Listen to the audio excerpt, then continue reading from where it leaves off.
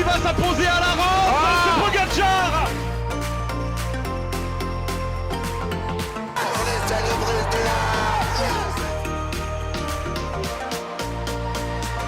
Julien Alaphilippe, champion du monde. Salut à tous, c'est Revan. Aujourd'hui on se retrouve pour une nouvelle vidéo aujourd'hui consacrée à ma preview du Tour de France 2021. Et oui, on est fin juin, ça sent les vacances, et qui dit les vacances dit Tour de France. Alors évidemment, je vais pas vous cacher que ce Tour 2021 me hype peut-être moins que ceux des dernières années, je sais pas pourquoi.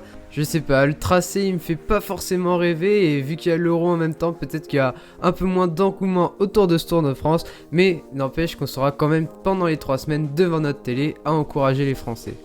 Alors pour débuter cette vidéo, on va revenir assez vite sur le tracé de ce Tour de France 2021. Si vous voulez aller voir plus en détail le tracé, je vous invite à aller voir la vidéo que j'avais fait à l'annonce du parcours. Et dans l'ensemble, on peut dire que c'est un tracé assez classique, avec pas forcément énormément de montagnes, mais qui est taillé pour les gros rouleurs, les punchers. Et donc si on veut gagner ce Tour 2021, il faudra absolument être complet. Le tour va donc débuter en Bretagne avec des étapes dès le début qui vont être assez mouvementées, avec un profil un peu classique ardennaise, et c'est là où pour moi je pense que je vais me régaler dans ce Tour de France. C'est pas forcément pour la lutte pour le général, mais c'est pour la lutte pour les victoires d'étape, la bataille pour les victoires d'étape tout au long des 3 semaines, avec les grands coureurs de classique que sont bien sûr Julien Alaphilippe, Wout van Aert et Mathieu van der Poel. Ils nous ont déjà régalé tout le début de saison, et là je pense que sur le tour ça va être encore plus grand, encore plus exceptionnel. Et même si on peut penser que ces débuts de tour est fait pour les coureurs de classique, il faut pas oublier qu'il y a des grands favoris de ce Tour de France qui n'ont pas été mauvais du tout sur les Ardennaises. Je pense que vous voyez de qui on veut parler. Pogacar, Roglic qui pourraient déjà faire des gros écarts dès la première semaine au général. Après ça m'étonnerait, déjà que Roglic en deuxième semaine l'an dernier il voulait déjà pas le maillot jaune. Alors là c'est pas pour le prendre au bout de 2 jours à mon avis. Néanmoins, quand on parle d'écart entre les favoris, il faut bien sûr évoquer l'exercice du contre-la-montre, et cette année, vraiment, ça va être primordial dans la lutte pour le général. Et dans cet exercice, on peut évidemment imaginer que Primož Roglic, Tadej Pogacar ou un Geraint Thomas en grande forme vont pouvoir assommer leurs concurrents. Surtout que, comme je l'ai dit, cette année, il y aura pas mal de chronos, et quand on sait que même l'an dernier, un parcours tracé pour pur grimpeur s'est joué au final grâce au chrono. Donc cette année, ça sera impossible de se cacher dans cet exercice, et c'est ce qui me fait un petit peu peur pour un certain David Gaudu. Ce tracé va néanmoins nous réserver 6 belles étapes de montagne où on aura encore une fois des explications entre les favoris, et celles qui vont vraiment m'intéresser le plus, c'est évidemment la double montée du Ventoux, mais pour moi c'est pas forcément l'étape la plus importante de ce parcours du Tour de France 2021. Je pense vraiment que les 2 étapes reines seront celles au col du Portet, avec une énorme arrivée au sommet qui va vraiment être un carnage pour les favoris, et aussi la magnifique étape à Luzardiden qui va forcément nous rappeler des souvenirs avec à l'époque Lance Armstrong notamment. Et donc pour finir sur les favoris, je pense que ce Tour 2021 va être un tour très long, très tactique, où la fraîcheur et la gestion stratégique seront primordiales, et donc c'est pourquoi je ne vois pas plus que 3 potentiels favoris. Dans ces favoris, je vais évidemment mettre Tadej Pogacar et Primož Roglic, c'est les grands favoris, c'est le duel qu'on attend tous cette année. Et derrière eux, je vais mettre Ineos. Et non, pas un coureur en particulier, mais Ineos, parce que tout simplement, ils ont une équipe absolument monstrueuse, sensationnelle, avec 4 potentiels leaders, avec Geraint Thomas, Richard Carapaz, Richie Porte et Tao Gegenhardt. Pour l'instant, on ne sait pas vraiment qui est le leader de cette équipe, mais moi je pense que c'est clairement Geraint Thomas, le vainqueur du Tour 2018. C'est celui qui a le plus d'expérience, c'est celui qui a montré qu'il a déjà gagné un grand tour, et donc je pense que ce sera naturellement lui le numéro 1 au départ, même si la hiérarchie pourrait être amenée à évoluer en fonction des performances des coureurs. Du coup, pour mon podium de ce Tour 2021, je mettrai en 1 Tadej Pogacar, je le vois faire le doublé. C'est un coureur vraiment qui m'impressionne, que j'adore. Je l'ai encore vu là sur les classiques, le Ardennes cette année, il est monstrueux. Toutes les courses qu'il fait, t'as l'impression qu'il gagne à chaque fois. Il est monstrueux, je l'adore, il nous fait vraiment rêver. On a toujours du spectacle avec Tadej Pogacar, c'est pour ça que j'ai envie de le mettre vainqueur de ce Tour 2021. Derrière lui, je mets évidemment Primož Roglic, l'autre monstre. Vraiment les deux, vraiment j'arrive pas vraiment à mettre un favori un au-dessus de l'autre clairement. Vraiment ils sont au même niveau pour moi. C'est plus le cœur qui me fait pencher vers Tadej Pogacar. Et Roglic vraiment monstrueux, un Roglic revanchard. Il va pas commettre les mêmes erreurs que l'an dernier, et donc vraiment je pense que l'acte 2 de ce duel entre les deux Slovènes va être incroyable. Et pour finir en troisième position, je vais rester sur Geraint Thomas. Je ne le vois pas aussi fort que les deux autres, et c'est un peu le problème avec Ineos, c'est que ok, ils ont une super équipe, ils ont plein de coureurs, ils ont plein de potentiels leaders, mais t'en as pas vraiment un qui paraît au-dessus des autres comme Froome pouvait l'être, comme Wiggins l'était en 2012. Et vraiment, c'est ce qui me gêne un peu. Même Geraint Thomas en 2018, il est vraiment un cran au-dessus des concurrents. Et là, non, je suis désolé, pour moi, Roglic et Pogacar sont un cran au-dessus de Geraint Thomas. C'est pour moi ce qui fait la différence. C'est pourquoi je le mets troisième de ce tour, malgré le fait que Ineos est une armada absolument incroyable. On va maintenant s'intéresser à nos Français et je vais être clair tout de suite pour tous ceux qui se posent la question. Je ne vois aucun Français capable de gagner ce Tour de France 2021. Pour moi, celui qui a le plus de chances de le faire, si je devais absolument donner un nom, c'est Julien Alaphilippe. C'est le seul pour moi qui a la capacité de vraiment faire douter les favoris et de mettre le feu à ce Tour de France. Mais ce genre de surprise, comme il avait pu le faire en 2019, arrive très rarement, et encore moins dans des tours où tous les favoris sont là, et quand tu as des armadas absolument énormes comme Ineos et Jumbo-Visma, qui vont vraiment être là pour cadenasser le tour et faire en sorte que leurs favoris remportent la victoire finale. Ça laisse donc très peu de chance aux exploits et à Julien Alaphilippe, mais on sait jamais, il y a des faits de course des fois qui font que on peut avoir des surprises. Imaginez en 2014, si on vous avait dit avant qu'au bout d'une semaine il n'y aurait plus les deux favoris Contador et Froome et que ce serait Nibali qui allait gagner le Tour de France, personne n'y aurait cru quasiment. Donc bon, voilà, on sait jamais, mais bon, ça reste quand même quasi impossible pour Julien. Toutefois, on pourrait vraiment le revoir porter la tunique jaune après les étapes en Bretagne, puisque c'est vraiment des profils faits pour lui. Et donc, je sais pas, après une victoire d'étape à Mur de Bretagne, on pourrait pourquoi pas l'imaginer reporter le maillot jaune pendant une petite semaine. L'autre coureur qui est vraiment très attendu pour ce Tour 2021, c'est évidemment David Gaudu. C'est son premier Tour de France en tant que leader de la Groupama FDJ.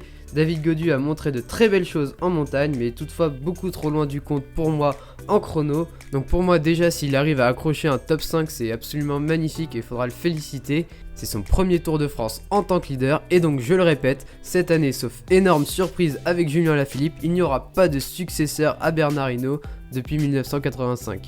Le dernier auquel certains pourraient penser, c'est Guillaume Martin, mais encore une fois, je pense que c'est beaucoup trop tendre. C'est un bon grimpeur, mais il est loin de faire partie des tout meilleurs dans ce domaine, et un chrono, c'est catastrophique. Donc pour moi, Guillaume Martin, c'est maximum 7/8ème du tour, et pour moi ça sert clairement à rien parce qu'il arrive dans son prime, et autant qu'il aille chercher des victoires d'étape, ça sera beaucoup mieux, et je pense que pour lui il prendra beaucoup plus de plaisir comme ça.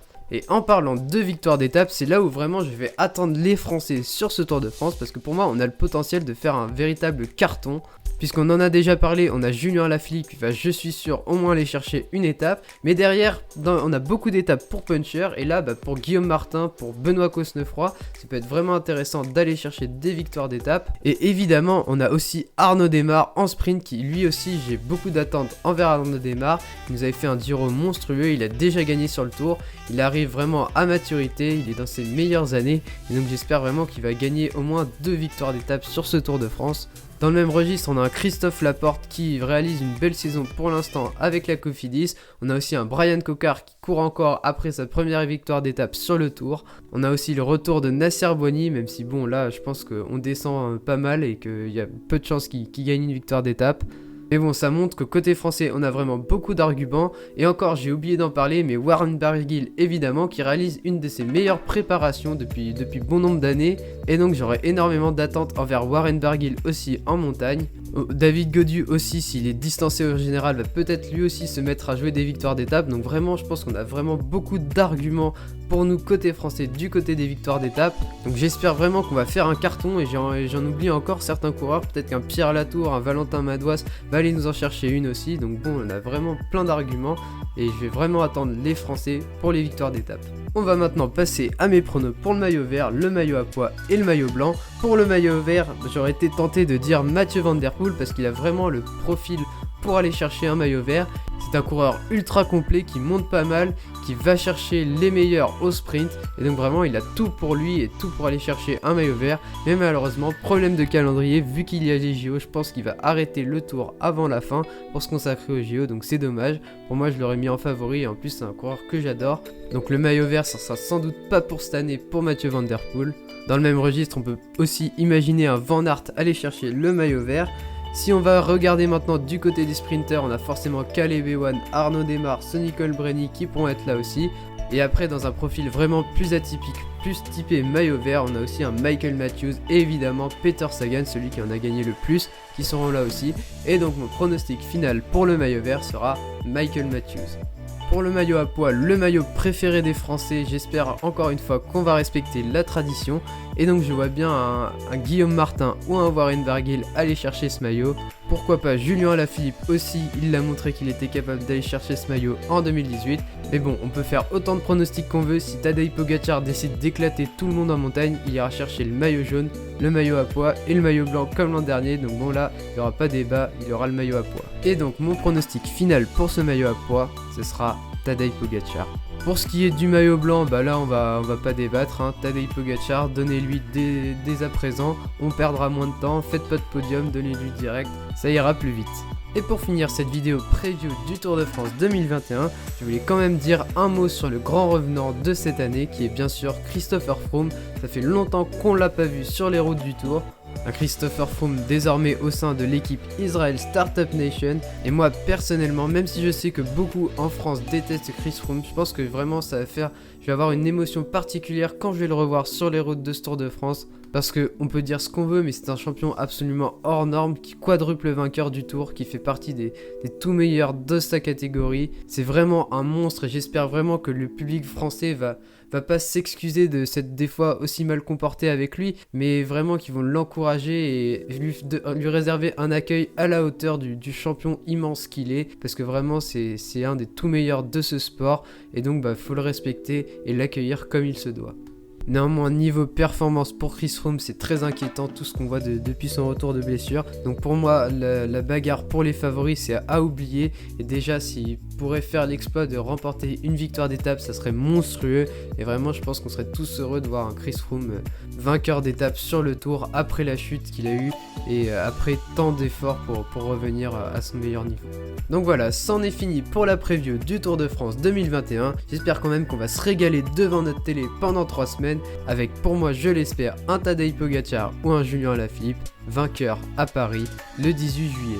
Donc voilà, j'espère que la vidéo vous aura plu. Pour ma part, je vais essayer d'être le plus actif possible durant ce Tour de France 2021 pour vous sortir un maximum de vidéos et que tout simplement vous puissiez vous régaler vous aussi pendant ce mois de juillet. Je vous souhaite donc à tous une très bonne journée, c'était Revan, salut!